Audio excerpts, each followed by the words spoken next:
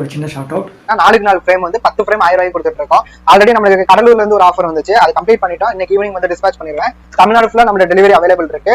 நம்ம கடை சென்னை ஆவடியில இருக்கு. சரௌண்டிங்ல இருக்கவங்க நீங்க நேர்லயே வந்து வாங்கிக்கலாம். இந்த ஆஃபர் மிஸ் பண்ணிடுறாங்க. ஸ்கிரீன்ல தெரியல நம்பருக்கு கான்டெக்ட் பண்ணிக்கோங்க. ஈஸ்வரி பாட்டியோட கமலா கேரக்டர் தான் வந்துட்டு அதிகமாக டாமினேட் பண்ணுறாங்க அப்படின்னு நினைக்கிறாங்க. வீடியோ லைக் பண்ணி தெரிவிங்க. நம்ம கோபி வந்து நேராக வீட்டுக்கு போயிட்டு அவங்க 2 பேர்த்தையும் வந்து வெளியில் போக சொல்கிறாங்க. அதுக்கு நாங்கள் எதுக்கு வெளியில் போகணும் அப்படின்னு சொல்லிட்டு கமலா வந்து கேட்குறாங்க. உங்களால் தான் வந்து பார்த்தோம் அப்படின்னா என்னோட வாழ்க்கை வந்து போயிடுச்சு அப்படின்னு சொல்கிறாங்க. என்னால் கிடையாது, உங்கள் அம்மா வந்து நீங்கள் வந்ததுனால தான் உங்கள் 2 பேரோட வாழ்க்கை வந்து போயிடுச்சு அப்படின்ற மாதிரி சொல்கிறாங்க.